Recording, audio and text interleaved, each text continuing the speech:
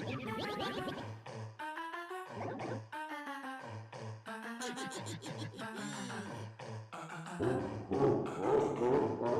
yo, it's 1-2, hit you with the mushroom, super large king boo, flying hell like he do, you stay I see.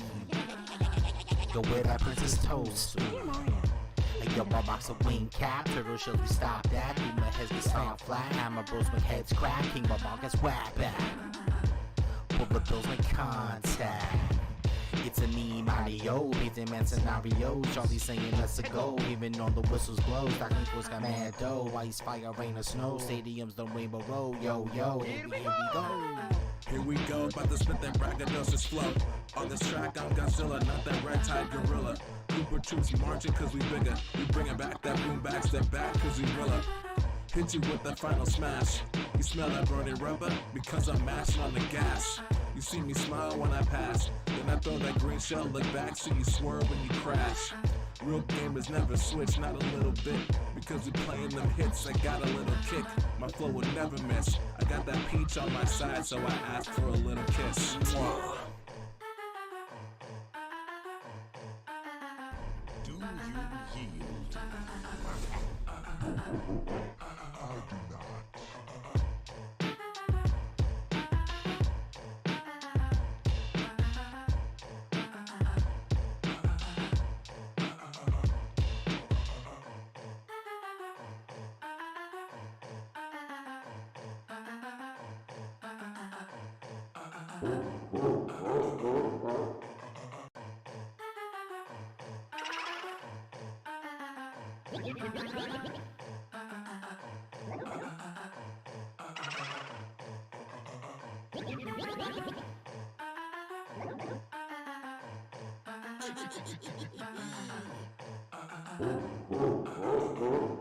Hey yo, it's 1-2, hit you with the mushroom, super large king boo, flying hell like he do, you stay I see.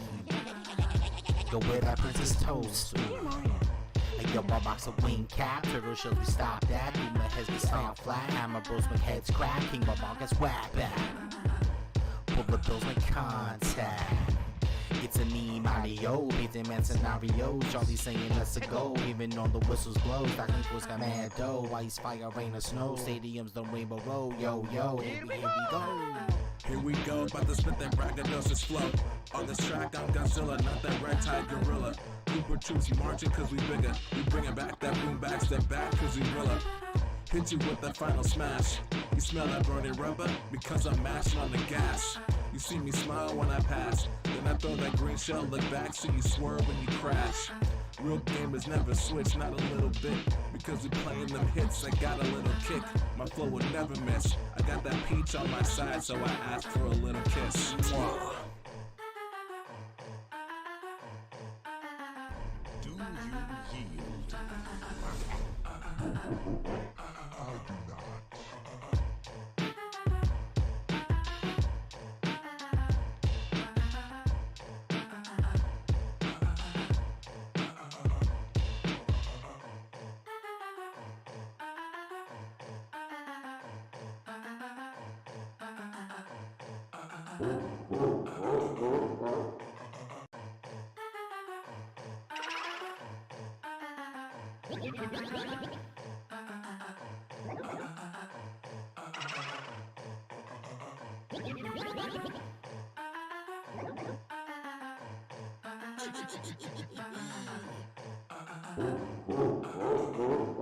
Hey yo, it's 1-2, hit you with the mushroom, super large king boo, flying hell like he do, you stay I see. Go where that princess toast. Hey yo, my box of wing cap, turtle shells we stop that, do my heads get stomp flat, hammer bros make heads crack, king ball gets whack back. Pull the bills make contact. It's a me, Mario, painting man scenarios. Charlie saying let's go, even on the whistles blow. Stocking Course got mad dough, ice, fire, rain or snow. Stadiums, the rainbow road, yo, yo, here we go. Here we go, about to spit that braggadocious flow. On this track, I'm Godzilla, not that red-tide gorilla. Cooper troops marching cause we bigger. We bringing back that boom back, step back cause we rilla. Hit you with that final smash. You smell that burning rubber? Because I'm mashing on the gas. You see me smile when I pass, then I throw that green shell, look back, so you swerve when you crash. Real gamers never switch, not a little bit. Because we playing them hits, I got a little kick.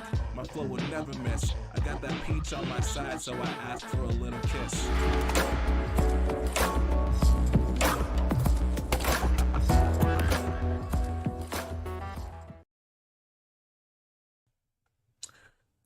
Hello. Hopefully I can be heard. I'm just checking it.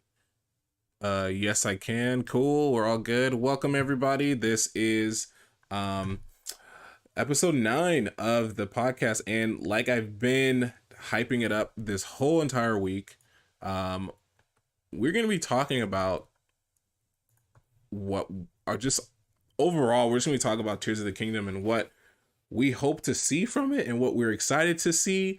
And we're going to be going into like some leaks that we decided to check out just to get a gist of the game and get more of an emphasis of what they've been showing us in these trailers. But before we get into that, I have my co-host here, Cliff. You go ahead and say hi to everybody here. How's it going, guys? That's Cliff. All right, cool. So we're all good. I just wanted to check the sound, make sure it sounds good. Yeah, it does. So before we get into all of that and get into the shtick and all that, well, first you can see like I'm literally gonna be playing Breath of the Wild as we're talking about this, and who knows, like I might like go to some locations that we might have seen in the trailers and see if there's any like significant changes from what we saw in the trailers to, you know, what this game is here. So that's why you see Breath of the Wild up, and I'm gonna start that the second we get into the conversation and everything. But before that, I want to make an announcement about the podcast. So 3 years ago? Yep. 3 years ago, Cliff asked me to be a part of a podcast he was starting, and it was called The One Up Crew. And I didn't even hesitate, and I said yes. And we did some cool episodes on there. I think we did some really cool episodes on there. And then of course, you know, life happens and, you know, things get put to the side. But, you know, 3 years later, I started my own podcast, and I've always felt like, I don't know, like it was cool having it by myself, but then I felt like it didn't feel 100% right, especially after these last couple months as I've been kind of MIA. Doing stuff, and I wanted to come back to the podcast, but I feel like I couldn't do it the same way that I have been doing, because it's no fun doing it by yourself, right? Like it's better doing it with people that you enjoy doing this with. And I felt like there's no other person that I've enjoyed doing this with ever since we started was Cliff. So I literally went up to him and I said, hey man, because you started this in the beginning, I want to ask if I can bring One Up Crew over here to my channel, and this would be like the official podcast. And he was, not to put words in his mouth, but I was hoping he was excited for it to do this. And obviously he said yes. And now the podcast is no longer My Gamer's Perspective. It is now the One Up Crew podcast, and it is going to continue from My Gamer's Perspective. If you guys refresh the page, you guys will see the title is now called I think it should change to the One Up Crew podcast now. So it's no longer so it's no longer My Gamer's Perspective, is now the One Up Crew podcast again. And I said before we're gonna do like 2 podcasts a month, but I feel like just to be considerate of not just my time, but Cliff's time and whoever else we have on here, probably do it maybe once a month, maybe twice, depending on what it is. So you guys will see either a live show that we're doing now, or a pre-recorded show that has been edited with some gameplay in the background of whatever we're playing, or just some gameplay in the background with some nice graphics of our, where you can find us and stuff like that. But I feel like it'll be better if we just did it that way, maybe once a month. We can talk about either game topics or like we've been doing for a while. Like I've been coming up with my own topics and we just talk about that. So Cliff, I hope that's cool with you. If that works for you and in your schedule, that we do it like once a month. I'll hit you up and see when, and we'll go from there. But yeah, I think that'll be cool for my sanity.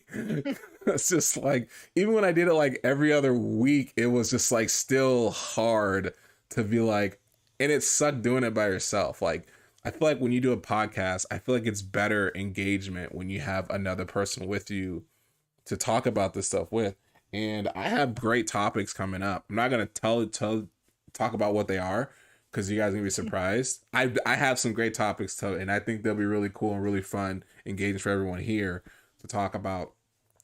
But yeah, we are no longer My Gamer's Perspective. It is now the One Up Crew, and I'm gonna change my name on Twitter back to One Up Crew now, because since we're doing this again, we gotta advertise, and we're gonna have some goals that we're gonna try to accomplish. Like, you know, of course, E3 is not a thing anymore. We had an E3 goal a long time. R.I.P. R.I.P. Oh, sorry. That is never coming back. I wish it did. It's not coming back. And we did. We were like grinding every single week, like, yo, episodes every Sunday. We're getting there. We're getting listeners. People are listening, and then freaking pandemic hit, and we were just like, well, that sucks. That's not happening. Don't you love it? But like I said, man, we're doing One Up. I'm really, really happy that I changed it to One Up Crew now, because it feels like I'm really excited. That's where I started, and I've always wanted to bring this back, and we've always talked about it, and I feel like I'm doing my own podcast. Why not, you know, bring back what we were doing before? And of course, we had another member of our crew who was Adam. He couldn't make it, but when he does, it's just, and you mentioned it before, we're like the Triforce. We come on here. So but yeah, I'm really excited, and that's all I wanted to let you guys know what's going on there. But anyway, let's go ahead and get into this. But before we do, I get to bring this back too, and it makes it more official now that I'm bringing this back. Because I did it before on mine, but it always didn't. It always worked, but it didn't feel right. But now it feels right, because this is where it came from. So it started. We're going to ask each other what we have been playing all week. So, Cliff, what have you been playing all week? Either if it's for a good hour, 30 minutes, 5 minutes, whatever. What has been taking your time, your personal time, all this week? Mainly Breath of the Wild. I understand that. So for context, me and my friend Punisher, we were playing this interesting mod for Breath of the Wild that adds multiplayer, and we started like 3 weeks ago. And right now we have finished the game. We're now on DLC stuff. Oh, you guys finished the game? Yep. Oh, nice. And it felt really good to, like, you know, play Breath of the Wild, you know, right before Tears of the Kingdom. That way, like, everything is fresh in your mind. Oh yeah. You can instantly, you know, go back to certain areas and like wonder, like, oh, like what's gonna happen to this place, you know? Yeah. Speaking of Breath of the Wild, I am currently playing right now. Wait a minute, I see. So I started over because I beat it, and I'm like, I want to start over, because I feel like with a game like this, once you play it the first time and you have an understanding of what it, even though it's been such a long time since I went back and played it, and you guys can see I'm wearing the I think this is the Twilight Princess tunic. I think it is, because I have all of the link. Oh, besides Skyward Sword, I need that Skyward Sword amiibo. But yeah, I have the Twilight Princess one here. But I felt like, you know, going back and just like you said, like going back and playing the game again before Tears of the Kingdom comes out, and also once you play through it the first time, like your understanding of the game is a lot better. So so you're more disciplined in what you're doing. And I feel like I'm a little bit more disciplined in what I'm doing. I need to change my button controls because I don't like I don't like B being my run button. I like B being my jump button. So hopefully I can change that real quick. But yeah, go ahead. Go ahead with your story. But Hope I no, didn't. so it's a very interesting mod. It felt so weird being able to play this game that I love with someone else, you know? Like and like we had a lot of funny moments. I wish I had recorded it, but I it just it happens Mm-hmm. so quickly. But you're able to attack each other, so we had a lot of funny moments when we're in a shrine and I'm trying to finish the shrine and he just like kills me. I'm like, I gotta start this all over again. Um Oh my gosh. I gotta ask you about that too. How was, because I know, oh, since you what, so did you like just jump straight to Ganon, or did you guys do all the divine beasts and all that stuff together oh as yeah, well?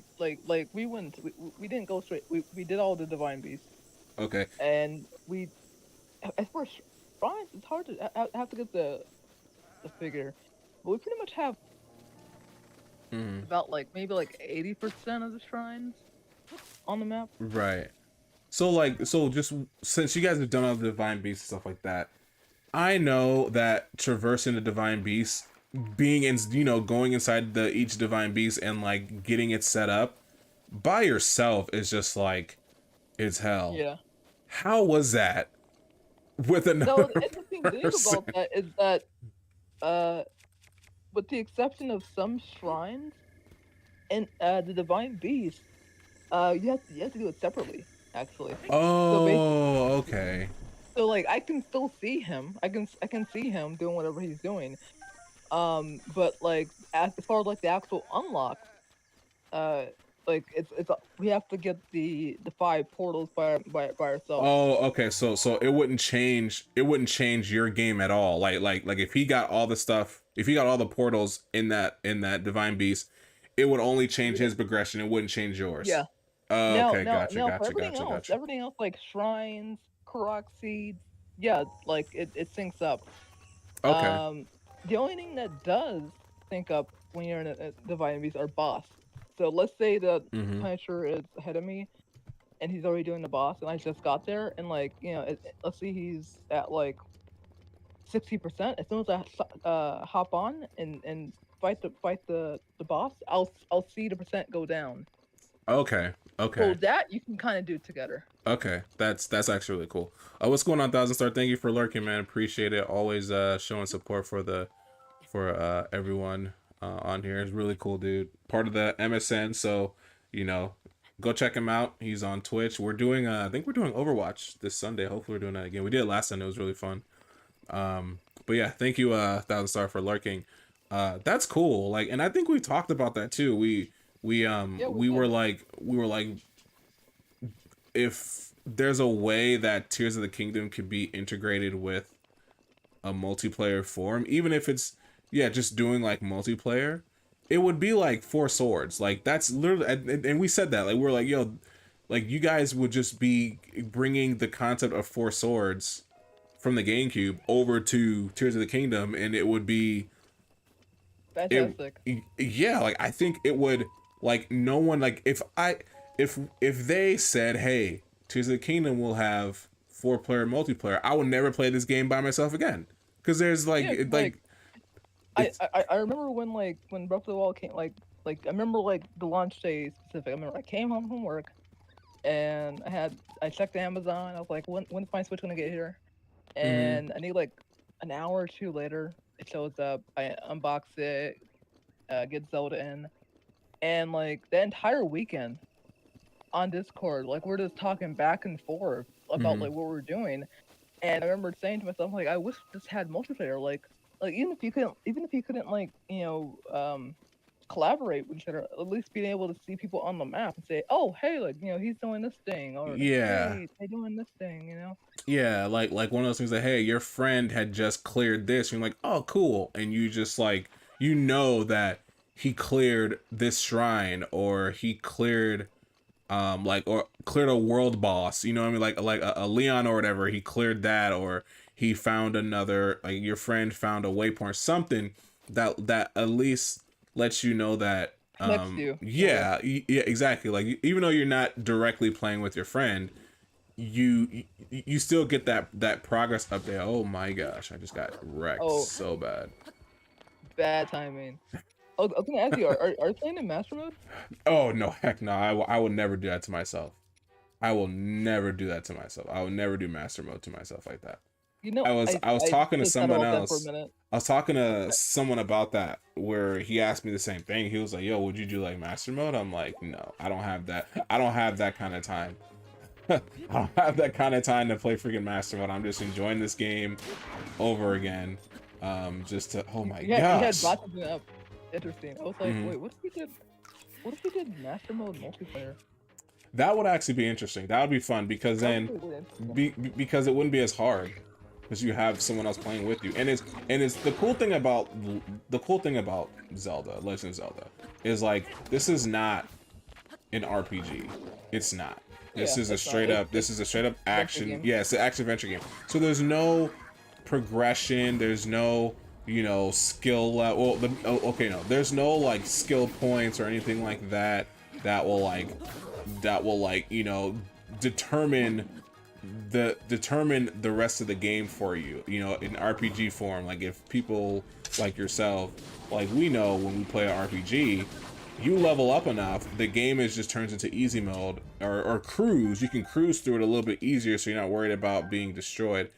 The thing about Legend of Zelda is like there isn't that. It's really masterful of skill. There's a skill level to it. There's a mastery to it that's there.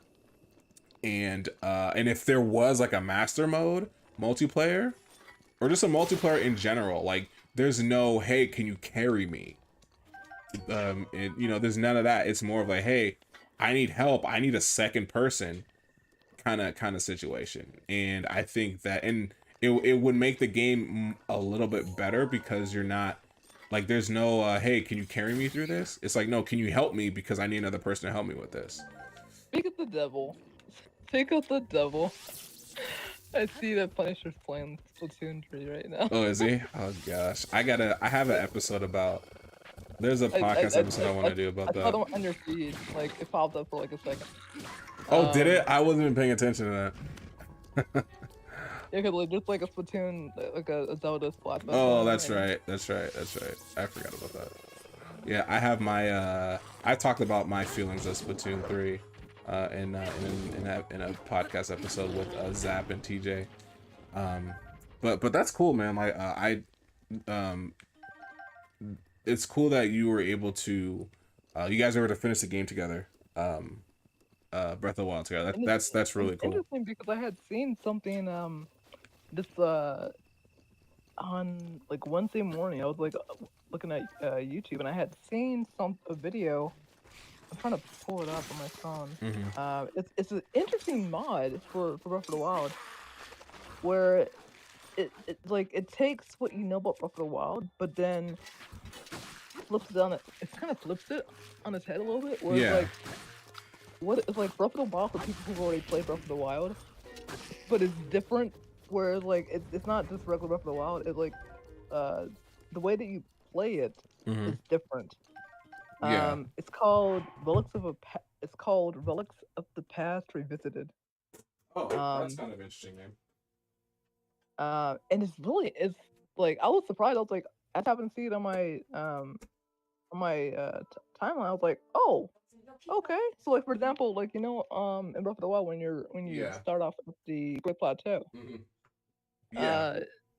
there's like certain things that you normally would get in Breath of the Wild that you don't get in this one. Right. So it's like slightly harder, but it's kind of like risk reward type of thing. Right. Yeah, that's pretty cool. Yeah, like I've like because I don't play Breath of the Wild like I tried it on my PC. It just doesn't. Even though my PC is good, it just doesn't work like that. Oh my gosh. Why is like all this stuff happening Bloodman. as I'm streaming? That's awesome. That's awesome. At least hey, this is content for everybody, right? It is straight up content for everybody. Yeah, so this is content for everybody. The blood moon happened, so all the enemies I just destroyed literally came back. So that's sucky. That sucks. So literally all the enemies I like just destroyed just respawned. And that was hard. I had trouble. I don't have a lot of hearts. And I don't have a lot of weapons. I'm playing off like I do, but I don't. So I need, oh, there's a shrine nearby. Where is it? Where's the... Is that it? Yeah, it is. Cool. That's it right there. Now my dog's complaining. Okay. Okay. Now I'm back. Cool. So yeah, freaking blood moon happened right when I was doing this. That's awesome. That's awesome. But no, man, that's cool that you were able to like I said, you were able to finish Breath of the Wild. Play co-op mode and just finish Breath of the Wild together. That's actually really cool. So for me, I have been playing, if you guys didn't know, or you guys know you haven't tried it yet, Xenoblade Chronicles 3 had their last DLC expansion come out last week, and I've been playing through that, and probably one of the better expansions I've ever played, maybe period. Because if you, in Xenoblade Chronicles 2, they had the same thing where they had a prequel DLC. Oh yeah. Golden Country of Torna, and I didn't like that. And the reason I didn't like Golden Country of Torna was because reason I didn't like it was, oh, this dude, the freaking music Rito fool who like gives you all these hints. The reason I didn't like it was because the only way you can progress through the game is doing the side quest, and they forced that on you. I hated that. Oh. I hated that so much. Like, the only way you can, because there's a community system, and the only way you can progress through that if you level up your community system, and you level your community by doing side quests for everyone. And I hated it. I hated doing that because it was like some of those side quests weren't transparent enough for you to understand, like, just real quickly what you have to do. And I didn't like it at all. So with this one, Future Redeemed, they still have a community system, but it's based off, it has nothing to do with progression of the story. The community system is like, hey, where's Epona at? I know I have Epona here. But how it works in there is oh, there's a shrine.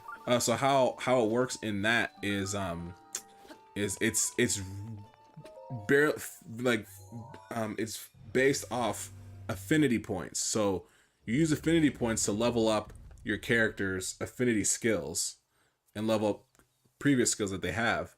And by raising their community up, you can get more affinity skills by either doing quests and going back and checking on stuff. So it has nothing to do with it, and it's probably one of the best DLCs experience I've played, because it brings back a lot of the old characters and a lot of the old lore from the other games to the point where you can appreciate it more. So that's literally what I've been doing. I've been playing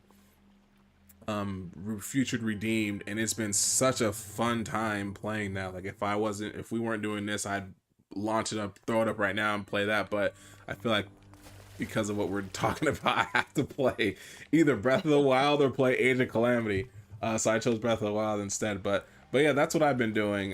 Just playing that. It's been such a fun game. And then also I've been playing Honkai Star Rail, which is really fun. Like, I'm a fan of the oh, don't you dare do that if you're gonna do it. Oh gosh, why?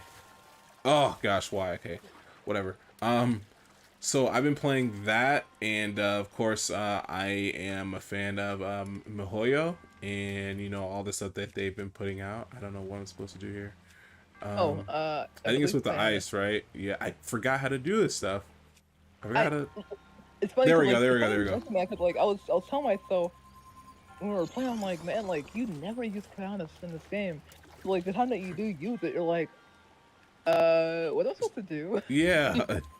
Yeah, that's really it. Like, I was just like, how am I using this? And you really use it just like solve puzzles. And it's so funny because in Age of Calamity, you use it a lot. Yeah, You like every use time, it, all the time. You use it. yeah, because it's just like it's a move you use. I don't know how I was get up here. Wait, this give me up. There we go. But yeah, that's pretty much been my. Oh gosh, that's been my I forgot to lock on. Or am I? Oh, okay, there we go. So that's pretty much been my what I've been playing this entire week. So Nice. enjoying Actually, I it. forgot one thing. I did Shoot. play some. I did play something else. Mhm. I got this game that I've been waiting almost 2 years for. Advanced Wars 1+2. Oh, that's right. That did come out. That is right. That And did come out. it's really fun. Like like I don't play a lot of tactical games, but this one I'm really into. That's right. And we've talked about that. Talked about playing that too. I forgot it came out. I It's a completely really forgot it fun came game. out. And it has online multiplayer where you can like do online battles, you know, Mhm. which is really interesting. I don't think just like I mean, does Fire Emblem have anything like that? Like an No. online mode?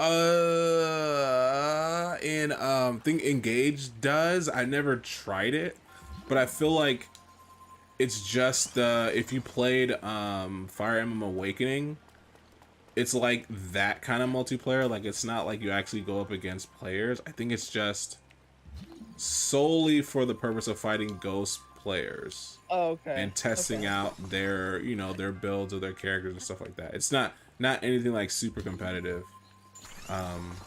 Yeah, it's not really super competitive. So I don't know if that's the same that would be the same concept as Engage. But yeah, it does have like a multiplayer type functionality to it. Yeah, it's really fun so far. I love the voice acting. Like they put a lot of effort into the voice acting game. Okay. Nice, nice. So cool. So that's always a cool thing to kind of do is let people get to know what people are playing. And like we got to know you guys finished that multiplayer. That's like really cool. Gosh, why am I doing this part? All right, so now we're actually going to be getting into the reason why everyone's here, right? Like you guys don't want to hear us just chatting about what we've been playing. So how long since it's been? What was it? 2009 E3 2019, I want to say, right? Yeah. Was when we got the announcement that we are going to be getting another. Oh geez, I forgot what I was supposed to do here. Yeah. Actually, interesting thing because that's Mhm. in a month from now, it's gonna be 5 years since we got that trailer. Yeah, that's crazy. That's crazy. I didn't even like realize that. But yeah, it's 2009 or 2019 is when E3 2019, which was my first and last E3, when they announced it, and now it's here. Like we're like a week away from the game dropping and literally just consuming everyone's life. Me personally, I wasn't too excited about it until I saw the last story trailer that they showed us, which made me more enthusiastic about the game. Really, not enthusiastic. That's the wrong word to say. Very excited about the game, purely because the story drives gameplay, and I feel like the story is really gonna drive the gameplay a lot in here, and Tears of the Kingdom. So I'm really excited for that. And before that, we saw like a 20-minute gameplay trailer about the different features of the game and what we can expect from the game and all that. But then, of course, we have those who got access to the game a little bit earlier than a lot of other people.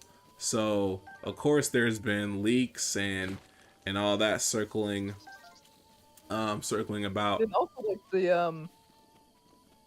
there was those press coverage like the week before. Oh, that's right. They had some content creators and press go try the game out. So, but I don't think was there footage from that. I don't know if there was footage Yeah, from that. Was there really yeah, footage from that? I didn't know yeah. that. It was like very specific on like what they could record, but yeah, like it was mainly like from what I saw in the video, it was like around like central Hyrule, like near the castle Okay, area. It's what they showed off. okay.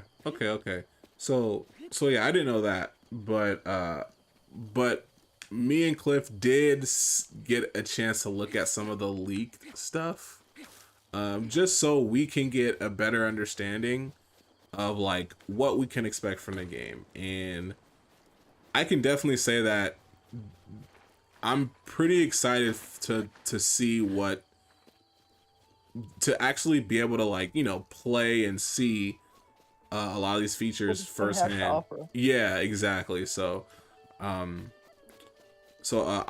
let Cliff take over and let him let Okay. him talk about all of his thoughts about it, and I'll go into mine right after that. You guys are just gonna watch me focus playing playing here as he's talking. Like one of the things that I loved when I saw the Anuma footage was I liked the fuse mechanic. Like just the whole like, oh hey, I have a sword. It's gonna break, but I can fuse it to like a rock or a tree stump or like maybe like a tree branch or whatever, and it can make it slightly better and last a Yeah, little bit. I like that idea. It gives you more flexibility on how you can use your weapon, and from what we've seen in gameplay, like it makes you want to do combat because these enemies, when they die, just like in Breath of the Wild, how you got the sword, you get uh equipment that could be fused onto your sword. that's right. That's right. And then and some of the stuff that I saw, like the leak stuff, um the not only does the equipment, the stuff you fuse with your equipment, just fix the durability, but I've noticed that it raises the power level of that stuff as well, which is pretty freaking interesting. And like you said, it makes you go back and do all those fights again because of if you want not just a better looking weapon, or like if you have like a rusted sword you can fuse with another weapon, but if you want to level the playing field and like enhance the ability of that weapon, you would want to go and fight like a strong enemy that's going to give you a pretty good power boost in your weapon too, which is pretty interesting. Yeah. I was gonna mention. I don't think it's. I mean, the one thing I am slightly disappointed. I wish that the game had some type of class crafting system. Right, I right. know it had been announced by Nintendo, but I wish there was one because that was one thing I really wanted from Breath of the Wild was I didn't really mind the weapon durability system as long as there was some way to like repair your weapon Yeah, or build one because like I find I found it in Breath of the Wild where it's like let's say like you have like some enemies who are attacking you and you only have like two weapons on you mm-hmm. and they break and it's like well I need to defeat Guy to get weapon but I need Yeah, weapon to defeat Guy yeah, and it's like how am I like I wish there was a person you could go to it was like hey I have like some wood some rocks some stuff yeah. I would like to make cause like I know in Islamic you could do that, and I'm like I remember thinking like please make that a thing in Tears of the Kingdom, please do There's that. a oh gosh, there's a game, and I cannot freaking remember what game it was, but there's a game where you can do that. If your weapon is about to break, you can go somewhere. What the heck? Why can't I cook? Oh, there's no fire. That's why. No fire. You can go somewhere, and you can upgrade that weapon, or you can go somewhere, or you can craft. Oh, okay, Tomb Raider. That's what it is. It's Tomb Raider. Tomb Raider. I think it was all 3 Tomb Raider games. Or was it Tomb Raider? Gosh, I don't remember. But there was a game. It wasn't Tomb Raider. No, it wasn't. There was a game that if your weapon was about to break, feel like your weapon's about to break, you can use something like your weapon will break, but it won't be broken. Technically, it will just like lose its effectiveness, if that makes sense. So like if you had a weapon that had like plus 20 attack and the durability, it'll like cut it in half until like you go back and you like fix it and then you get that durability again. Now I feel like that would be a little bit too easy mode, but you're right. I feel like if we have like wood, then we should just not either go to a blacksmith or like find a rest stop, or like find like a like where I'm at now, like a fire, like a camp or something, and have like a little like mini workbench where you can fix all your weapons again. Cause yeah, that sucks. Like I don't know if you saw earlier, I think you stepped out. I broke like 2 of my weapons mid fight. So I was like, well, this sucks. I can't like craft anything on the fly real quick to get me out of this freaking situation. But yeah, that would actually be a cool feature, and that's right, you're right, they did have that in Age of Calamity, where like you can just go back and go fix your weapons. And they also had like, if you found like rusted weapons, you can just refine them and you might get like a 5-star level 5 weapon or something like that with like great attack or something on there.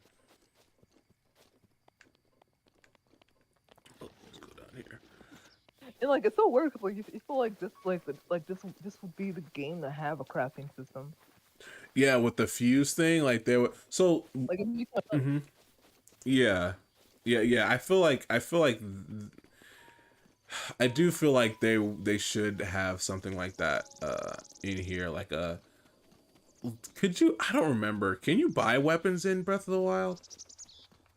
Yeah, but you could. Like different shops, you can. Okay, yeah. So I feel like if you can buy weapons from Breath of the Wild, you should be able to craft. There should be a blacksmith where you can craft weapons too, but. Well, I will say that they are pretty pricey. Yeah. So like, unless you have like a lot of rupees on you, which rupees are like, super hard to. They're really scarce in this game. Yeah, like it's not like playing like Twilight Princess or Skyward Sword. Like, you just cut grass or Wind Waker. You just cut grass. Yeah, and you find them. They may be the green ones, but you'll find them. Like unless you're like selling like a bunch of like emerald and diamonds like that. And it's funny you mentioned that, because now, okay, so what I used to do and I still will do in here is a soup ladle. It's funny because I found a soup ladle when I was playing Age of Calamity too. But what's funny now is with everyone, including myself, whenever we had found parts from a bokoblin or a moblin or whatever, right, or these little chewy guys here, we'd sell them for rupees. Now in Tears of a Kingdom, that's going to be an ultimatum. Either you sell your parts for rupees or you save these things to craft weapons, especially after seeing what we can do with the arrows, how we can get the Keese eyeballs and they may track to a critical point and do a critical hit on an enemy. So now we have to come up with that. We have to think about how we use our those materials now, because now we either say, because like from what I've seen in the trailer, like it doesn't appear. I can't speak. There doesn't appear to be any environmental arrows, like the flame bomb arrow. That's right. Arrow. So it seems like they really are pushing you to fuse stuff. It's going to be like, do you sell it or do you use it? Exactly. And now it's gonna take two resources. It's gonna take the arrow, and then it's also gonna take the item. So I feel like arrows will be more of a demand now. Yeah, you know what? That's so true. Cause it even in here, like I don't use my arrows as much. Even with flying enemies, like I just wait for them to come, like the Keeses or whatever. I just wait for the Keeses to fly towards me, and then I'm like, all right, I'm just gonna like whack you with whatever. But now, it's like you know, in Tears of the Kingdom, it's just like okay. These arrows aren't just going to be, and oh, especially fighting like the lions or the leons, or I forgot their names, but like getting those critical shots to the head, especially if you have like a Keese eyeball that tracks, that will be very helpful. So it's so you're like now you kind of have two resources, and you kind of gotta hope that okay, if you guys are pushing this fusion thing, and if arrows are going to be more viable in the game now, they have to be, you know, a little bit more resourceful. You know what I mean? Like with more generous with those items now. Yeah, it's like you have to like really like manage how you use your weapon and how it's kind of like it's almost like a strategy game in a way, because like you have to figure out what's more important to use depending on the situation, and also the enemy that you're fighting. Like if you're fighting like a big giant enemy, you might want to use some of your more important items to fuse with. Exactly, 100%. And I think that's gonna just really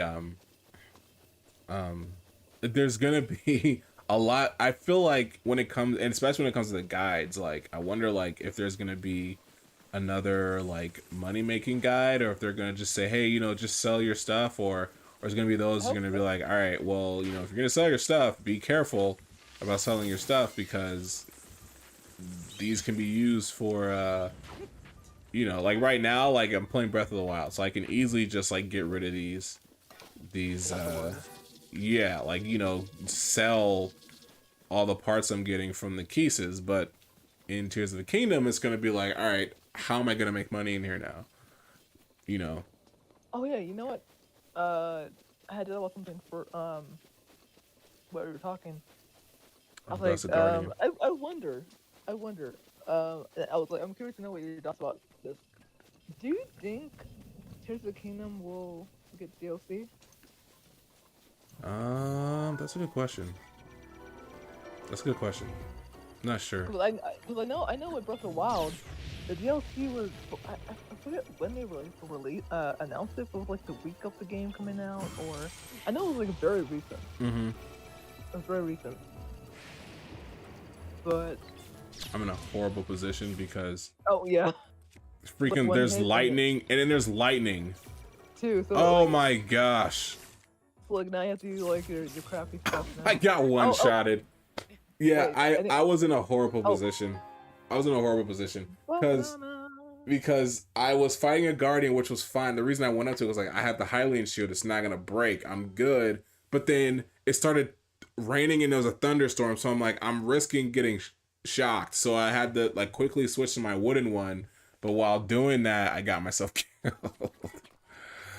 Oh my gosh. This game, man. So fun. I'm sorry, I forgot what you asked me. You asked me what I think about DL. Yeah, that's right. I don't know. To be honest with you, I'm not sure.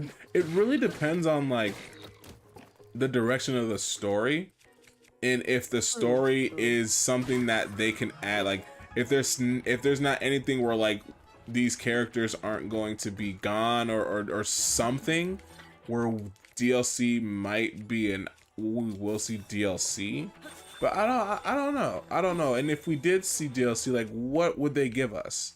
Like I feel like they can't do what they did for the last game. They'd have to do something different. Yeah. Like it could. I just realized something. I wonder if the bike will be obtainable if you can unlock the bike. And here's what I'm gonna be very upset at. If there's now we don't know unless they said it and I just missed it. we don't know if there's going to be save data bonuses. We don't know that. Unless they did say it and I missed it, which I'm pretty sure that if they did say it, I probably didn't miss it. But I No, they don't. didn't say it, but I did watch a video this morning Mhm. that said that you do get something if you have Breath of the Wild save data. Mhm. I don't know to the extent. I think you do get something if you have if you have the if you I believe if you finish the DLC on Breath of the Wild, you do get something. See, that's why I was afraid of. I don't like that because that DLC looked super long, and it was like It's something that it's so difficult. it's something that I didn't even like want to waste my time on doing. But if they're telling me that, I think the only DLC that was like viable to do was when you get the Master Cycle. I think the other one did. What was it? The Ballad of Champions. Like, did you get No. anything out of that? I'm not even sure if you did. For that one, you got cutscenes, basically for all 4 champions. It was like it wasn't the best reward for what you get. I mean, the Master Cycle is actually it's a better reward. Yeah. But as far as that, I mean, it was nice cutscenes. I think the best one that was in the DLC was Mifa's cutscene and Mifa and Urbosa. Right. Really good cutscenes. I love them. Son of a! I did it too fast. Right. Makes it hard 'cause I can't hear the cues, so I have to turn this up a little bit to do the reflect. Because there's like a sound cue, but I couldn't hear it. But Oh, okay. I was gonna say, speaking of champions, I'm just really curious because Nintendo today posted a thing on Twitter about like a little promotion thing. It has the champions, and for some reason, like in the final trailer, when they were going up, like in that entire trailer, we did not see Yonobo. oh, that's right. You did post something like that. And I'm like, where the hell is Konobo at? I'm like, did You did something post something like happen that. to him? Like where? We have not seen him. Like he was not in the trailer. He's no material. Mm-hmm. I'm like, where is this man at? Did something happen to him or something? You did mention that. I did see that. I remember you seeing that from you. I don't know. I mean, everyone else is there. I don't know. Well, maybe they just didn't have room to like place him there, or they're. I don't know. I don't know. It feels really off. It's like, how do you where's the 4th champion? Yeah, I have no idea. I don't know what to deal with that. I guess we could talk about like the other abilities that we know. So okay, so we talked about Fuse. I guess we could talk about Ultra Hand. Oh, that's right. What are your thoughts on Ultra Hand from what we've seen in that one gameplay, the Aonuma gameplay? So now, did I get him? So like I said, when I first saw that, I was like, when I first saw that trailer, that gameplay trailer, and I saw everything, I was just kind of like, okay, you can create boats and all the other stuff. Okay, that's great, I guess. But if you really think about it, like when it comes to like traversal and stuff like that, it actually can be pretty helpful. Like say for example, like if you're in like an icy area and you need to get somewhere in a fly and everything is right there, or you need to get across the icy water without killing yourself, instead of trying to like do some weird trick with the the slowing down time and hitting the item and jumping on and flying across, you don't have to do all that nonsense. You can just kind of just make a quick raft, and if you have the ability to get yourself across that raft, if you don't have like the little fan they talked about having, then I think that's good. And especially with the fuse. Oh my gosh, I just thought about something. Like with the fuse thing, right? So since you can fuse stuff now, say you need to make something to get yourself across, right? You can make something that has like, I don't know, like a paddle or something to get you across there. You know what I mean? Like with the with everything. Hey, what's going on, Zap? So yeah, so I think like fuse and ultra arm can go hand in hand in Tears of the Kingdom, because like I said, you can create a raft. If you don't have one of those power fans that they talked about in the game, you can probably make yourself like a makeshift there we go, get him out of here. A makeshift like fan or like or something to get yourself across. So that's actually really good now that I think about it. But yeah, at first I wasn't impressed, but now that you like kind of think about the possibilities of like traversal and all that other cool stuff, then it's actually this is what I'm excited about. I'm excited to see what the community will come up with. That's always a great thing to see. Like I feel like Ultra Hand, dude. I feel like the entire those abilities, those two in general. I think they did that because of what they've seen people do in Breath of the Wild. And you're like, you know what, like let's just take that and like just like make it an actual ability, but then like, you know, make it kind of infinite on what you can create. Yeah, right. And like let's let people go wild with it. Yeah, like, exactly. People made like actual like flying machines with like mine cars and stuff.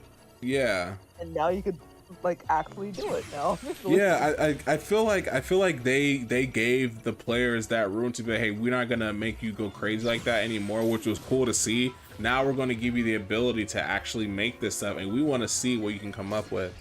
You just finished Zap says she's finished errands and now she is playing some Luigi's Mansion Dark Moon. I've never played that. Nice. Luigi. Oh my gosh, I never played that Luigi's Mansion game. Thundering. What am I doing? What?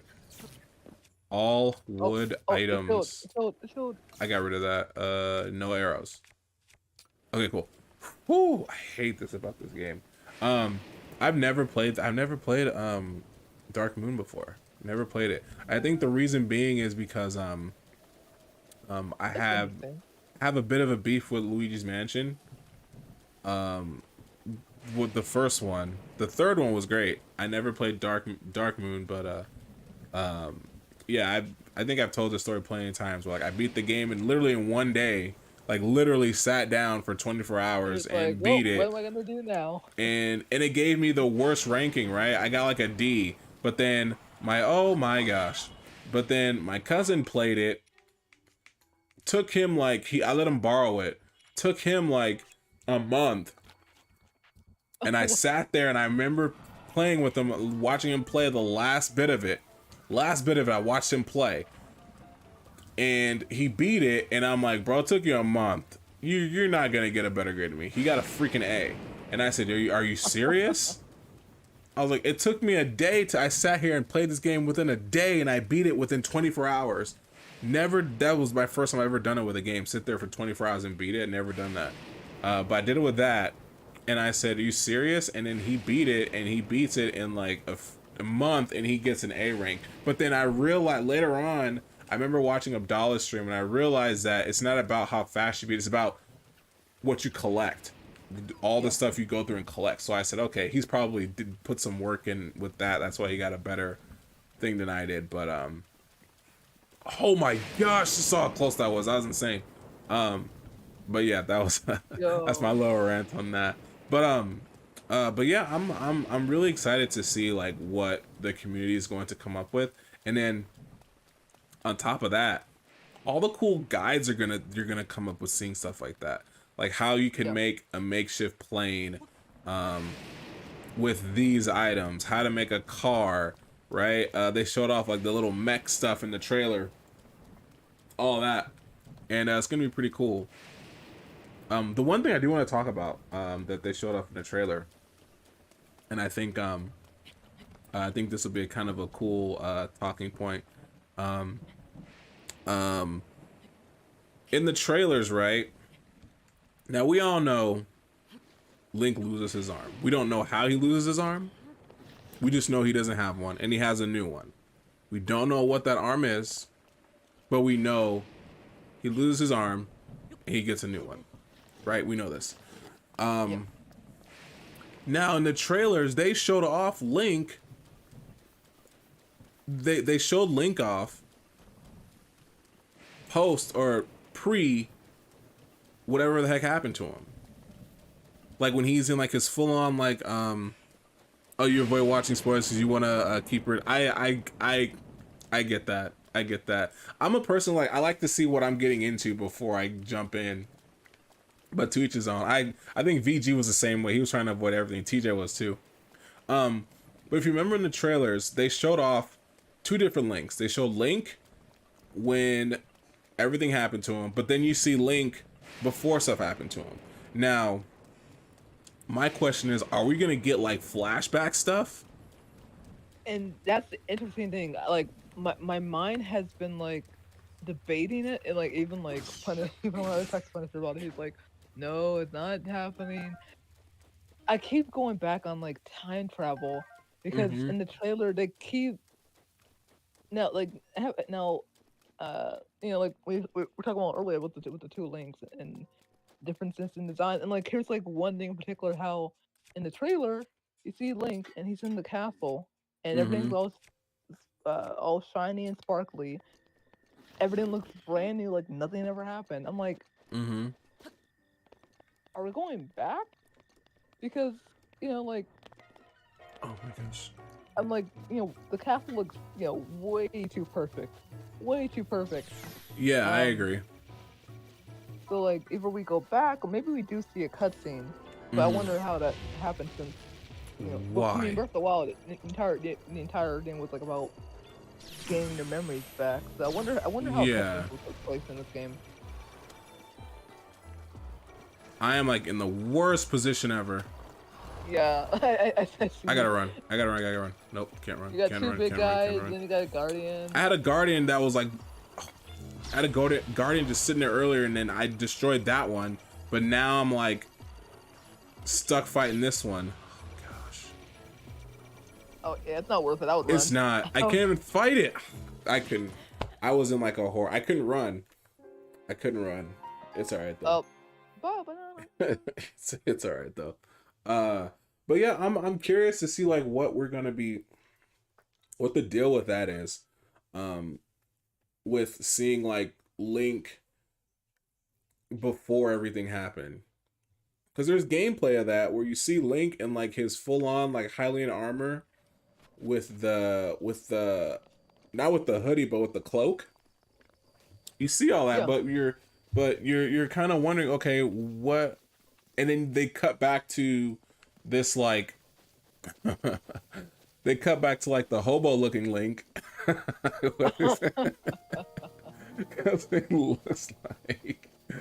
But you cut back to that and you're just kind of like, okay, so what are they trying to, like, what are they doing? Are we gonna have situations? Because if you remember in Breath of the Wild, if you get to a certain peak somewhere, right, in the stage, you get a flashback of you're there and you see the significance of being in that area, and you kind of ask yourself,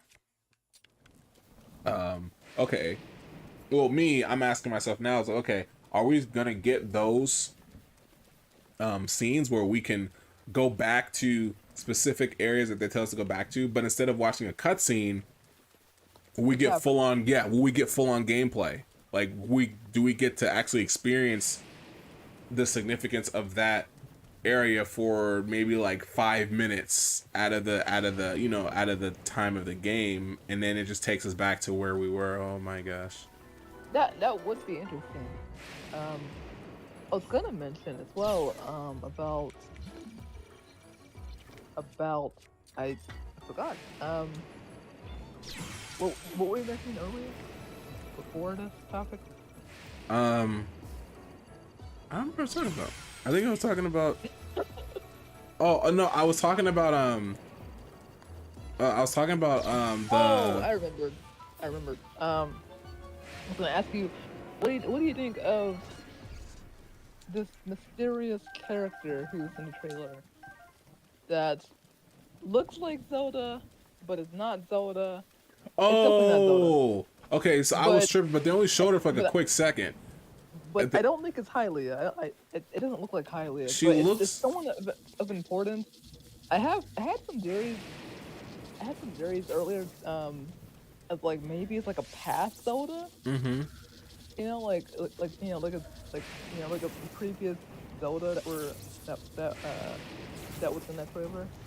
Right. But it's definitely not the one from Breath of the Wild. It's one brand new. So I wonder what their significance is going to be. Oh, it's a shield. I forgot what was I was holding. Oh, I forgot what I was holding, and watching. I paused it at the worst. I paused at the worst second. Ba-ba-da-da. That's too funny. You realize how you forget how hard this game is until you go back and play it. And everything is against you in this game. Like literally everything is against you in this game. Everything is against you in this game. And I love how like the map shows you where you died at with this huge red X on it. That freaking kills me. I don't know who that character would. I don't know who that character is. I can't hold the shield. I don't know who that character could be. To be honest with you, it's definitely one of those things where like Nintendo's definitely going to have the advantage of like keeping that in their pocket until we play the game, because they're either they're gonna do like a launch trailer, or they give us a little bit more of that character, or they're just gonna keep it completely silent. Because, and another thing too to kind of touch on, Nintendo didn't really do a. I mean, the game already had hype behind it, right? But they didn't do much marketing for this game. If you think about it, there wasn't much marketing for this game. From Breath of the Wild. Like, Breath of the Wild was like, hey, this is our first time doing open world. This is what it's about. There's the story.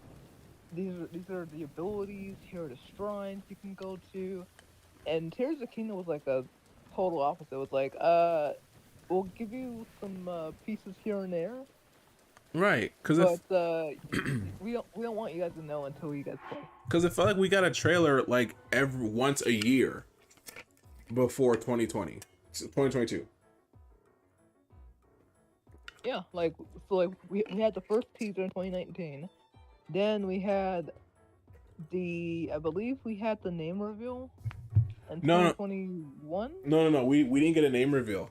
We didn't get a name reveal until 2022. Yeah. We didn't get a name because remember we were still calling it the sequel to Breath of the Wild.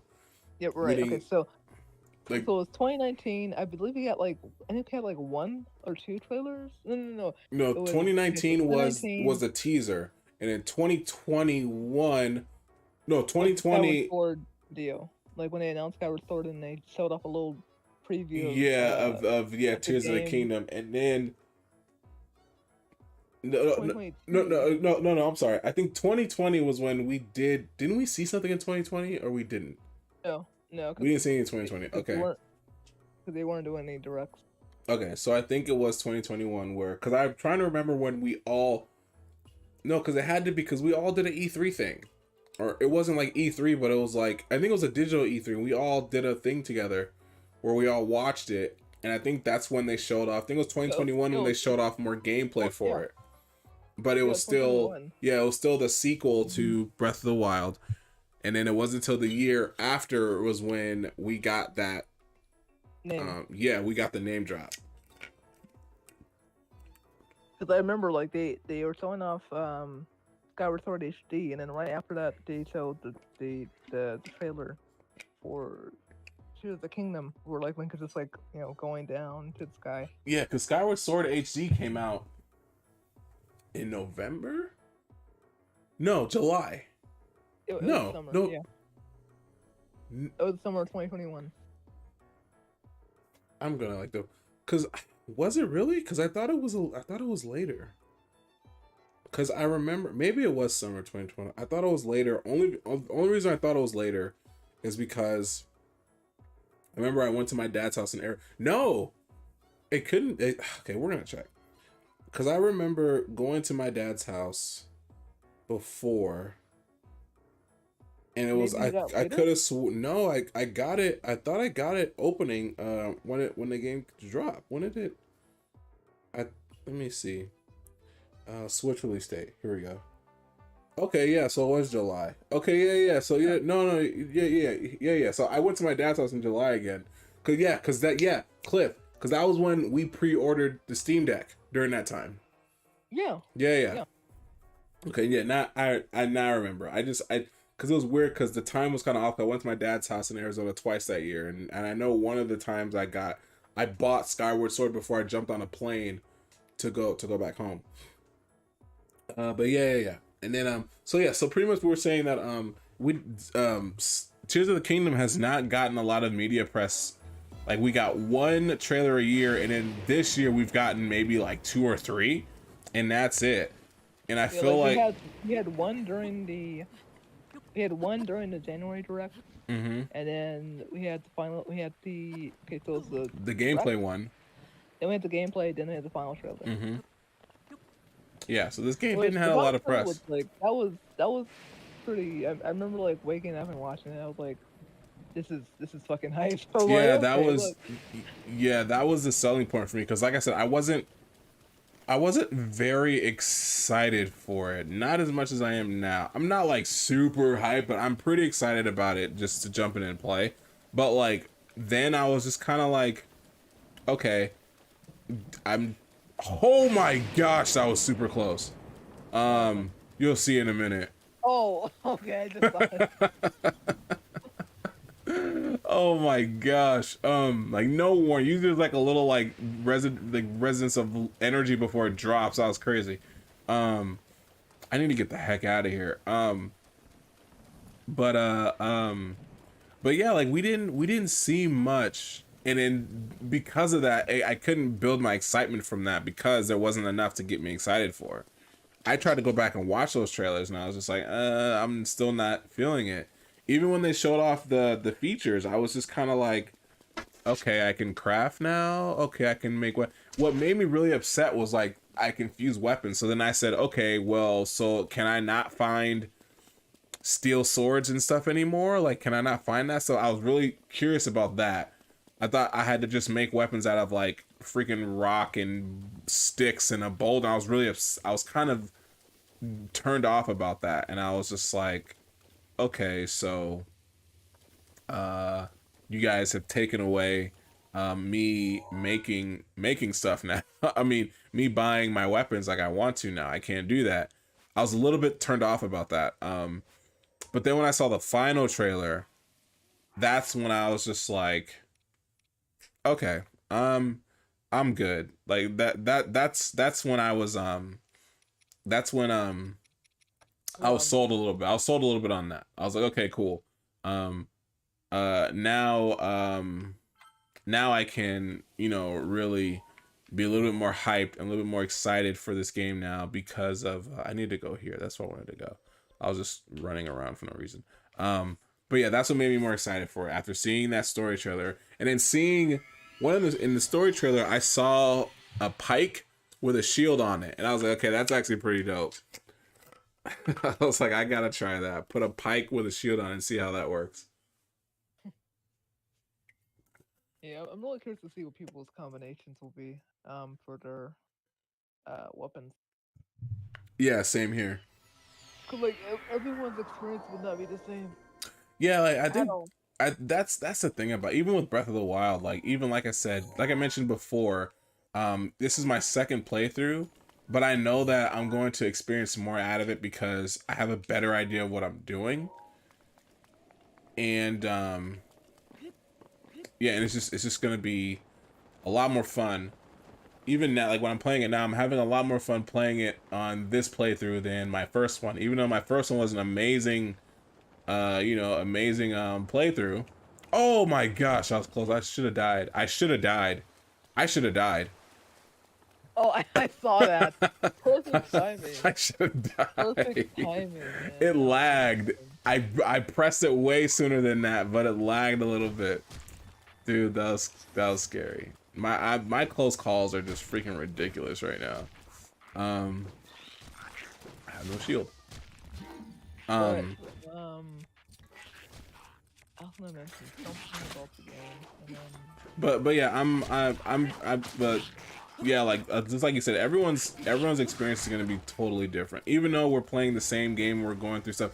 Not everyone is going to do everything like everyone Same else order. is. Yeah, like I think that's what's so great about.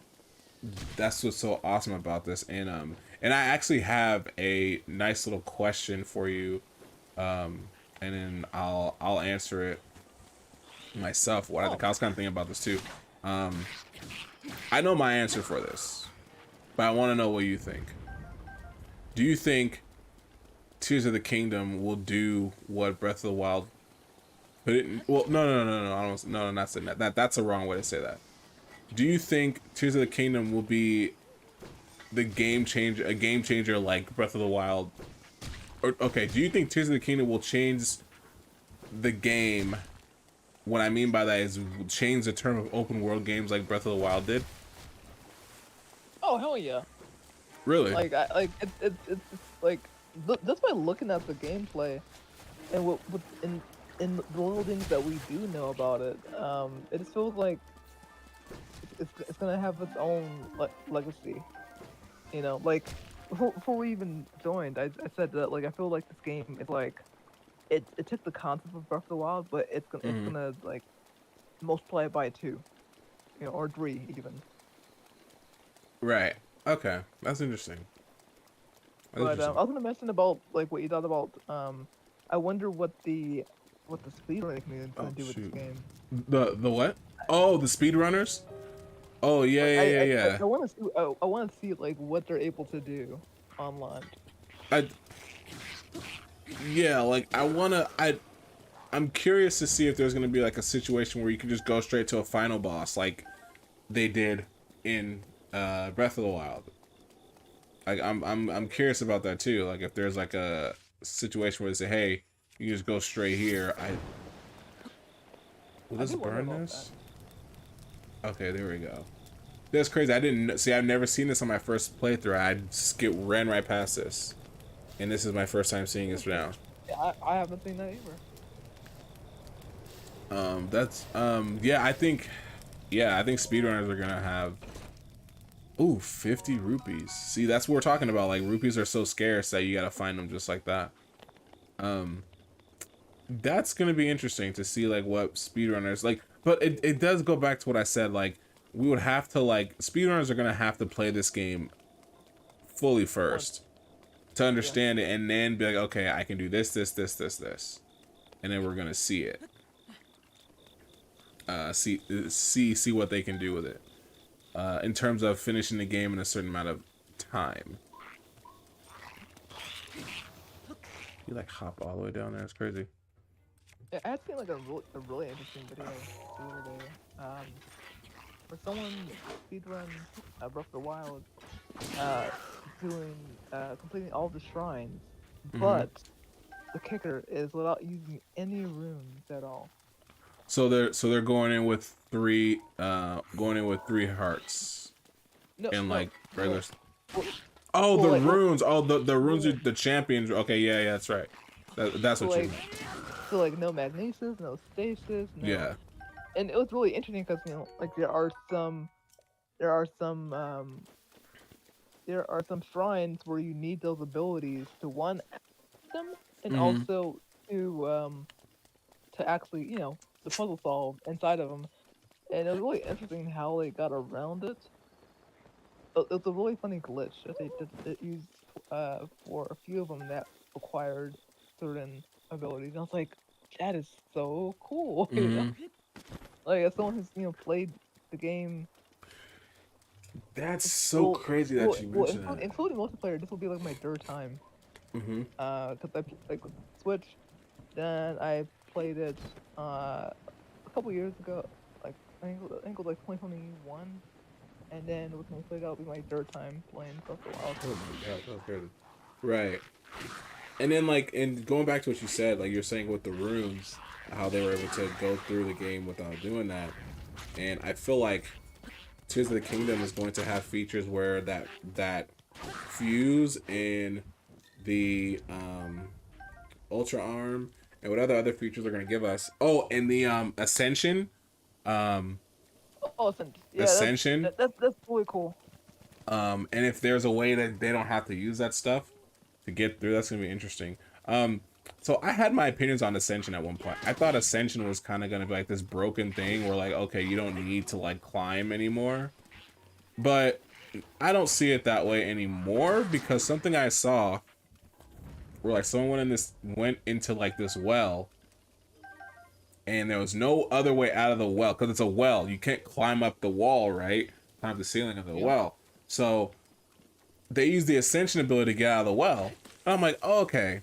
See, I was like, okay, now I see how this is really going to be really viable to players who are going to be exploring, who will get stuck, and we'll need to use it. Need to get out. Yeah, and I'm sure there's going to be puzzles and unlockables and stuff like that. You're going to need to use for you to be aware. I feel like with the Ascension, you need to be more aware now of like where you're at. And what I mean by that, is there a ceiling above me? Exactly. So, exactly. and I feel like they'll be puzzled around that, where it's like, oh, like let's say that's like you're like a trying to think of an idea. Like let's say that you're in a room and then there's like a chest, in a different room. You're trying to figure out how to go. I feel like there will be a puzzle where let's say above you is a ceiling. You would ascend to that ceiling and then go to like a hidden compartment to get that chest.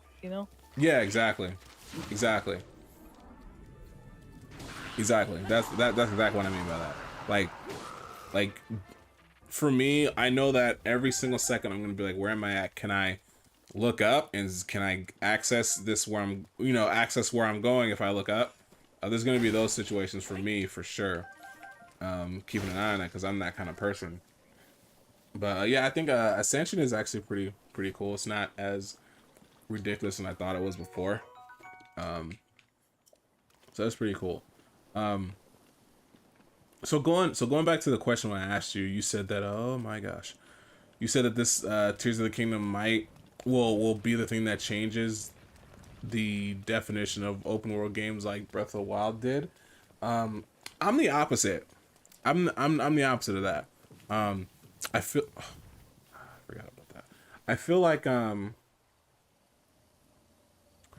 I feel like it won't, and here's why. I feel like Breath of the Wild was the game that did it, right?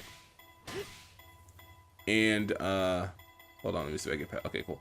I feel like, oh my gosh, I feel like Breath of the Wild already did it, so I can't say that. I can definitely say that people are going to buy Tears of the Kingdom 100%. Like, hands down, they're going to buy this game. Like, if you played Breath of the Wild and you enjoyed it, you're going to pick this up.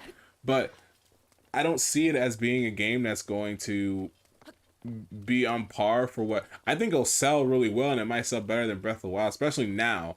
And I think it'll sell better now because this isn't a launch title for the console, right? This is a game that's on the console the console's already out. So people who there's enough consoles that were already sold. There's enough people who bought the game, and there's enough people who played the game and loved it who will now be excited for Tears of the Kingdom, and those sales are going to be a lot more. There's going to be more sales for Tears of the Kingdom because the fact that it's on the Switch is already out. There's no multi, whatever, unless we're gonna get the Switch Pro sometime this year, like they've said, air quotes. But I feel like the sales are gonna be good. Sales are gonna be really good. That's why Nintendo doesn't have to do anything for us this year. But I feel like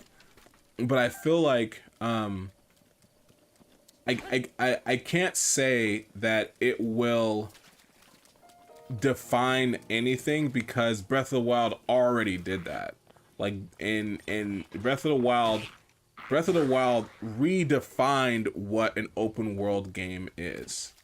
And here's an example. What about Zelda? Like, what about redefining what a Zelda game can be? Oh, yeah, no, yeah. I think Breath of the Wild did that.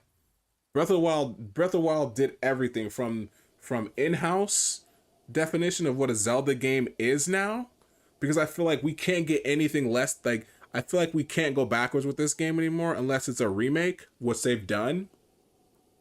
But I feel like for future Zelda games, they're gonna have to top this. I don't think in my mind, I say I don't think they can, but I'm sure they will. They'll find a way. But as for Zelda games, yes, this game, Breath of the Wild, has definitely changed the definition of what the heck a Zelda game will be. I honestly feel like they cannot go back on Zelda and be like, hey, let's go back in, because I remember we talked about it. We talked about how there were some people out there who were like complaining that that there weren't any dungeons in the game anymore. There's just the there's no more dungeons in the game. You have the divine beast, and then the At the time, I was actually on that camp at the time. I didn't mind the divine beast, but I did want traditional, like, big, large, expansive dungeons with multi-layer puzzles like that. Yeah. I mean, it seems like now we are getting that, because like in that trailer, you just saw like that big giant thing in like the fire area. So it looks like we might be actually getting that. Yeah. Cool. And yeah, so there was those people out there who were just like, man, we wish we got the dungeons again and all that stuff. But then, like you said, people got used to it, and people were like, all right, cool. And then this is gonna like stray off into another conversation that I talked to a lot of people about, is that so let's touch on the like I said, like you said too, Breath of the Wild changed the way Zelda games, ooh, nice silver, changed the definition of what a Zelda game could be. They can never go back. Just like Nintendo can never go back and do anything less than the Switch. They can't. They have to top the Switch. Just like Tears of the Kingdom may very well top Breath of the Wild. It may very well top Breath of the Wild. But so before I go to my other point, when I was saying that Breath of the Wild has changed the way an open world game is, here's why. Look at this map. This map is freaking expansive, right? These are the objectives. The second you leave, where is it? The second you leave, the plateau, they tell you, okay, you can do whatever you want. We have placed all the objectives here. The main objectives, you can find side objectives if you want, but the main objectives are right here. There's no progression lock behind any of these. Once you start one of these, you're in that progression. You can choose to leave and come back to it, but you're here. This is where you're at. And of course, they say here's the final boss is over here, wherever you can go on and take on the final boss, and you can clear it, and once you clear it, you're done. No other game has ever done that. No other game has ever done that, because they want you to experience their story. Breath of the Wild, people will hate me for this, right? For saying this. But I think it's true. Breath of the Wild does not have... It's a good story, but it's not a great story. Because it's... What they had to do with the open world. Exactly. The weird thing was, like, I mean, I was on the same boat. Like, I wished there was more story. I wished there was a little bit more linearity.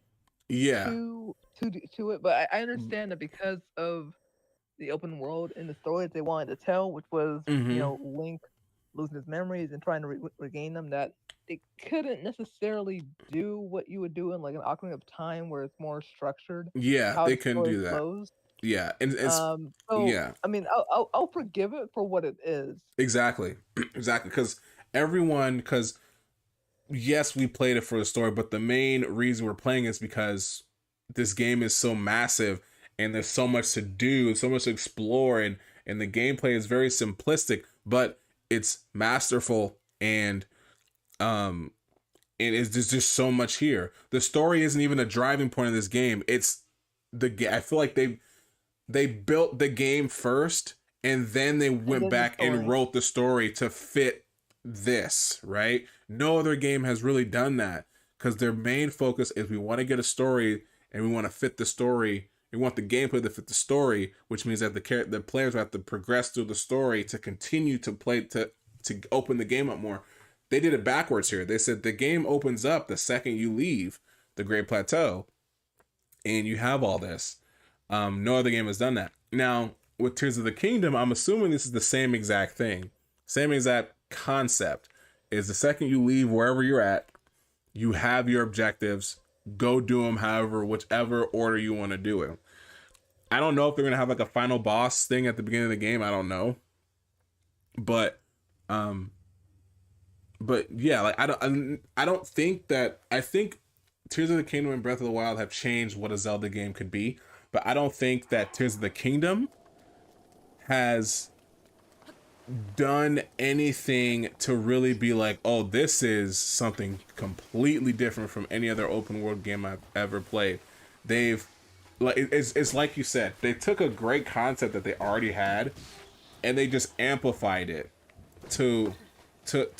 they just amplified Breath of the Wild to make it better, like with these new features and probably fluid gameplay, right, and all of that. Yeah. I can't say that this is a game that Tears of the Kingdom is a game changer for open world games. I can definitely tell you that it is. There will never, like, what am I trying to say? I will say that Tears of the Kingdom is definitely going to make Nintendo say, okay, we gotta come up with something better than Tears of the Kingdom. But I don't think Tears of the Kingdom has done anything to define an open world game, because its predecessor already did that. Or its successor already did that. When it came to defining an open world game, because now everyone's trying to be Breath of the Wild now. Every developer is trying to do Breath of the Wild now. It's like more of a it's more of an evolution. Exactly. Evolution of Breath of the Wild. Yeah. But that's not bad though. That's not bad. No, it's not. They're able to take on it and add things that you wouldn't even think of. Yeah, no, it's not. Like it's not a bad thing at all. They took something that they did and they can do whatever they want with it. Like, and Tears of the, I'm gonna say something. It's gonna be something that's gonna be very. It will. Let's just say it'll stick, right? Like, you're gonna understand it. Tears of the Kingdom will never be a Breath of the Wild copycat. Tears of the Kingdom will never be a Breath of the Wild copy. It will never be that. You will never hear out of anyone's mouth them say, oh, Tears of the Kingdom is just Breath of the Wild. Why? Because it is. It's Breath of the Wild, but they just amplified it. You will never hear anyone say that. Compared to all these other games like Genshin and whatever else, that they're now under the category of a Breath of the Wild copy or a Breath of the Wild successor. I feel like you will never hear someone put Tears of the Kingdom in that category. I feel you'll never hear anyone say that. If they do say that, then I'll give you $5 if I ever hear someone say that. And if you come up to me and say, hey, these guys said Tears of the Kingdom is just a copy of Breath of the Wild, I'll give you $5. But I feel like you'll never hear that because people won't look at it that way. I think people will just see it as they'll just see it as the sequel to Breath of the Wild. They're just getting more out of what they just played. Yeah. And so, but I feel that's going to be, I feel you'll never hear anyone really say that and stick to it. I do wonder though. Obviously this is way too early to even ask this question. Mm-hmm. I'll have to wait until I play and beat the game whenever well, whenever that happens, it might take a month maybe or so. But Mhm. I do wonder how because like I said earlier, like Nintendo is not gonna go back. Like whatever game comes after Tears of the Kingdom will be open world. Mhm. I do wonder if we're gonna get a third game in the same world, or if it'll just start from scratch all over again. I feel like that goes Because back to. Oh, go ahead. Sorry. a trilogy would be interesting. Mhm. Having a trilogy of games, Breath of the Wild, Tears of the Kingdom, and then whatever. And then this is another thing too. Like I have no idea. The whole Legend of Zelda timeline confuses the crap out of me. I don't. Even when I think I Yeah, understand it, I don't understand it because. And here's why. Hold on. Let me drink some water before I. My throat's a little scratchy. Here's why. I'll never understand it. It'll always be so confusing to me. And someone made this point. I think Triforce Johnson. I remember talking to him a couple times. oh yeah, that one Mm-hmm. episode. And we talked about this a couple times, even off camera. We talked about this. Hey, what's going on? What's going on, TJ? How's it going? Thank you for coming by. So, no, man. Do your thing. I'm happy you're here. I'm glad you're here. So what's that? Okay, so So what you said, you were saying that do you think there'll be a trilogy from Breath of the Wild to Tears of the Kingdom? And it goes back to what you said. You said it really has to depend on how the game ends and what you think. So there will be.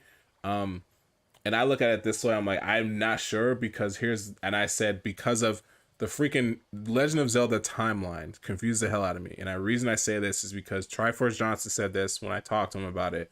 He says that everyone has everyone has all these different theories that there's no consistency in anyone's theories that can go back. Like there's no point in anyone's theories that they say, oh, this person said this, so they said the same exact thing, so it's always different. So I never understand it. The only explanation I understand is from Triforce Johnson.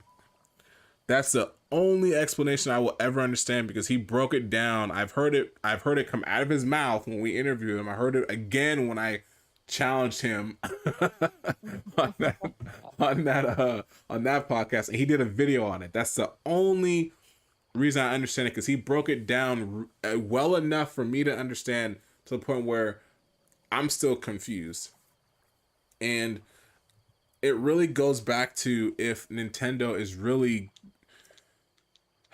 like I said, I don't understand it. So I don't know if this is Nintendo's game, if Nintendo planted this in everybody's thing, or if one person said, hey, what if it was this, and it just spread like wildfire, and this theory of time, I don't understand it. From what I know with the timeline, I believe it started with the fans, but it was all from what was in the game. It was the source material came from dialogue that happened in the game. So it started by fans, but the reason for the whole timeline theory is because of things that were said in different games.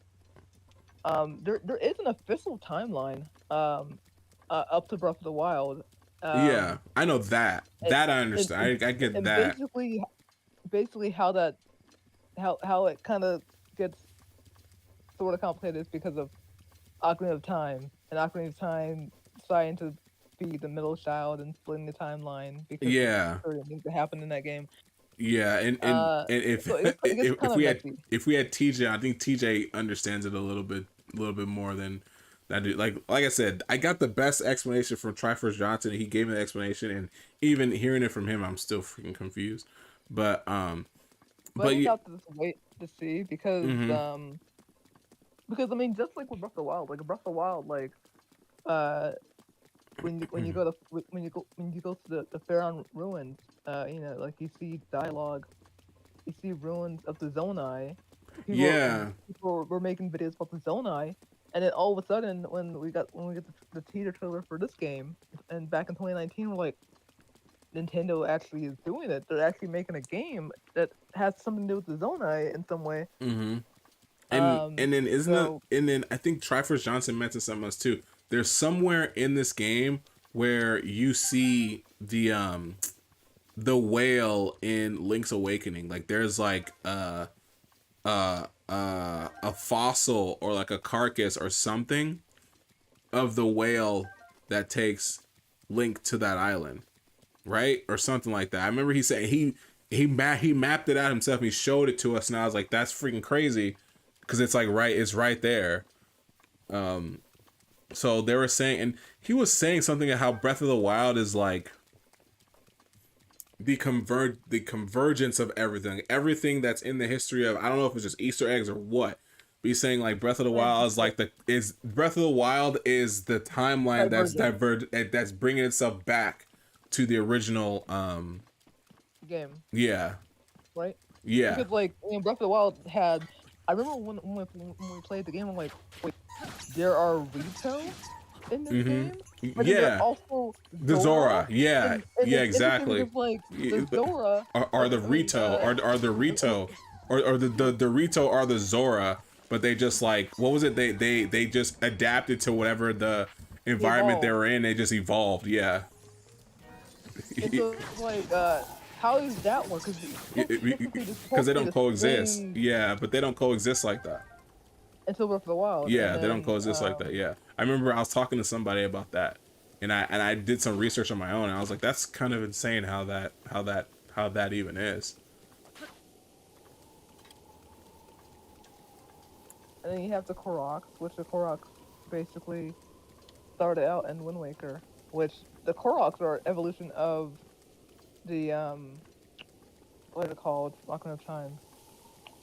God, what are they called? I forgot. Can't think right now. Yeah, see, that's why I'm like, this is just trying to understand and everything in this game, unless you played all of them, is very, very confusing. So that's why I leave that whole timeline stuff alone. I don't even bring it up. I don't even bring up the timeline because I don't understand it. I'm not even gonna challenge anybody about. The only reason I challenged it that one time, it was that one time I was challenging because I thought it could be this, and it wasn't like I wasn't saying anyone's theory was wrong. It was just like, well, what if it was just this, and people got scared because people thought I was like being insubordinate or whatever. Like, I'm like, no, I want to understand it. This is me coming in and understanding. I wasn't trying to be, and I even told him that, like after we finished talking, I said, hey, look, I didn't come on here to like I want to have a discussion about this. So this theory could be, and he was cool with it. I think he said, Triforce Johnson said, yeah, no, I've never had anyone else come at me like you did and ask this question to have a discussion about. No one's ever done that. So he respected the fact that I wasn't afraid to ask that question. But it was and speaking of the Zora, we're actually here in the Zora domain right now.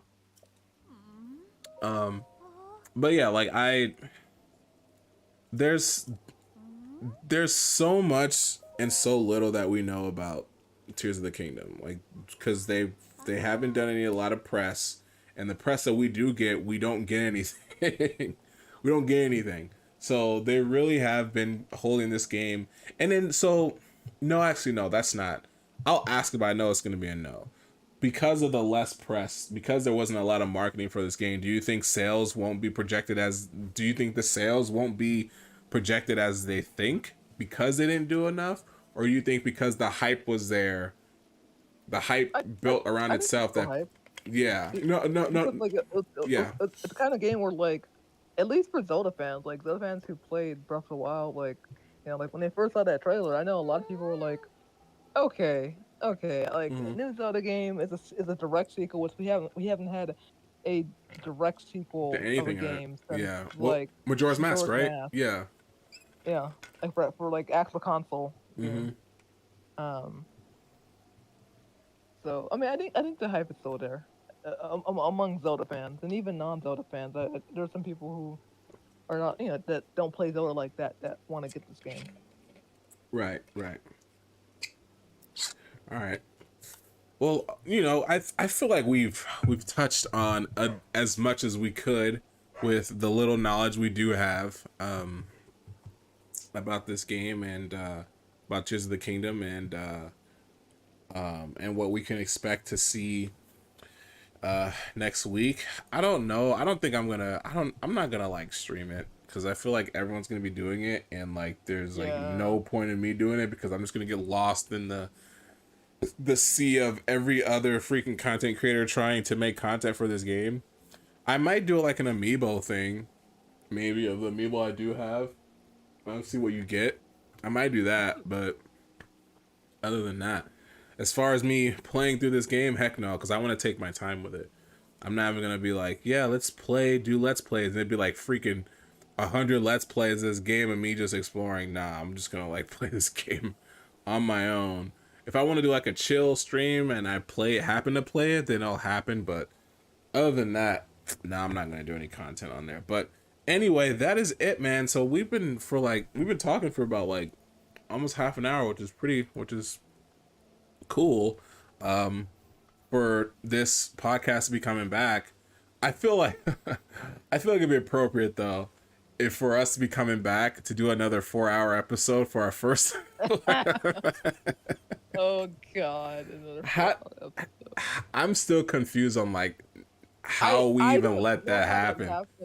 I think with the structure, and also like we had like a lot of topics, on stuff. But then also like remember like I was manually reading the article like word for Oh, word. were you?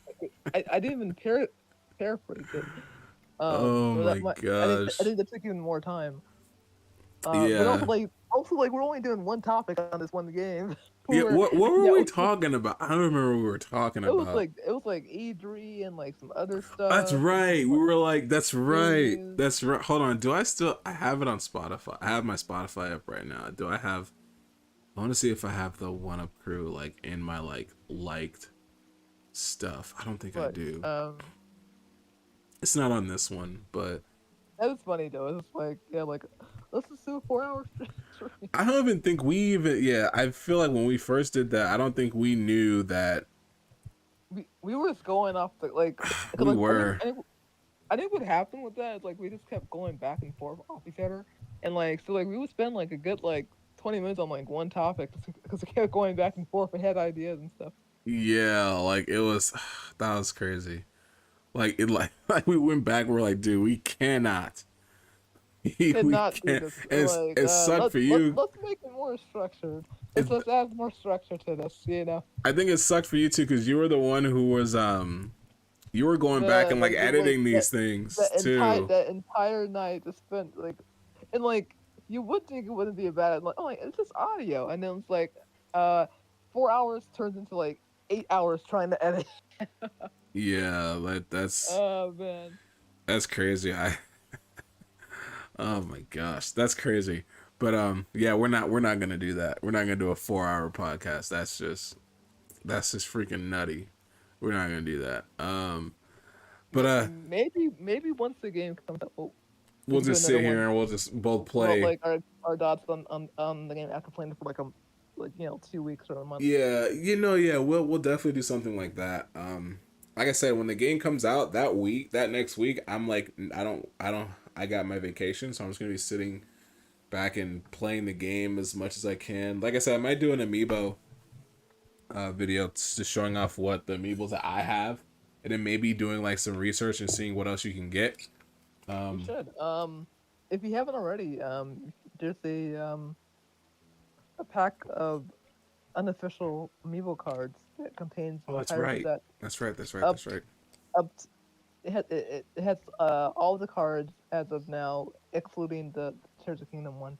Well, that one I pre-ordered that one, so I'm waiting for that to come in. And it's actually really, I mean, like they work just like regular amiibo, and it was actually really nice using them because I remember I took my Switch with me and I was playing Breath of the Wild and I was like, like let me use the amiibo, and it was like, oh, I could just like have like this entire stack of cards in my bag, and like I could actually use the amiibo function on the go. instead of having to wait till I get home to scan it. Right, right. Yeah, I might do that because I think we talked about the last one. It was like $30 for like something like that, Yeah, it's which like isn't 27, something like that. yeah, which isn't bad. It's not bad at all. But all right, we're going to end things off here. Thank you everyone who was here. We had 1,000 star here. For a minute, we had like a surge of like 7 people in here, but then it just went back down. Oh, nice. So that was nice to see. No one said anything, but it was just like 7 and it just went down. I'm like, all right, that's actually really nice. We had Zap here and we had TJ here for a sec.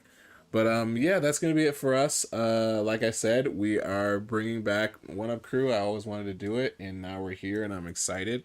You know what? I'll give you guys the next topic we're gonna be talking about is, and I don't know if this is even something that's deemed a name yet. I think it is, but I'm just gonna I'm going to keep this name in rotation, this phrase, this term in rotation, the NCU, Nintendo Cinematic Universe. So Yo, next topic, we're going to be talking about that. About this. Also, the Mario movie. Yeah, we're going to be talking because I think that's what we're going to talk about. That we're going to be. I think what we're going to do is we're going to talk about the Mario movie first and what we thought about it, and then we're going to go into what that could offspring. What the offspring of that will look like. But yeah, that's going to be it. The next podcast what I'll do, like I said, we're going to be we'll do one once a month, once or twice a month, depending on the topic. I think this month is really just going to, we're going to come back later and talk about Tears of the Kingdom. And then maybe the next one after that, we'll do that. Cause I want to see if I can get some more people on that. If not, then it'll just be me and you again. But we'll definitely talk about that. So I think so what I'll do is, I'll let everyone know a week ahead of when the next episode is going to be. So either we'll do it live or we'll make a recording. I think for, I don't know, maybe we'll do this for us coming back and talking about Tears of the Kingdom. We might just do a recording of it. Maybe I feel like that would work better because I can just edit some footage of me playing Tears of the Kingdom, and we'll just have a nice little 45-minute discussion on it, or however long we do a discussion on it. That works. And then we'll go from there. And then the next episode, we'll probably do a live, because I think that would be cool to get everyone's insight on that, on the NCU, and see where that goes. Because we all know what the NCU is going to end up coming to be, right? I don't think I have to say it. It's going to follow the footsteps of Marvel, right? We already know what's going to happen. But it can't happen unless some key stuff happens, and we're not going to talk about that here. We're going to talk about it in that episode. But anyway, guys, thank you so much for watching. Make sure you guys follow, like, and subscribe here. And everyone who watched this live, thank you. Everyone who watches this post or listens to this post, because you can totally just let this sit idle, and you just listen to us talk about this game as well. You don't have to watch, you can listen as well. It's a podcast, you do both. And we'll see you guys on the next one. But before, Cliff, is there anything you wanted to say before we end this off today? Just, I enjoyed doing this. It ironically feels nostalgic. Mm-hmm. Mm-hmm. And I cannot wait for next week. This 5-7 more days until the game comes out, and yeah. I cannot wait. Yeah, that's all. All right, cool. And then, like I said, we'll come back and we'll do something where we talk about what we thought about the game so far. Yeah, we'll just enjoy that one. But that's it, you guys. Hopefully you guys enjoyed, and I will see you guys on the next one. You guys take care.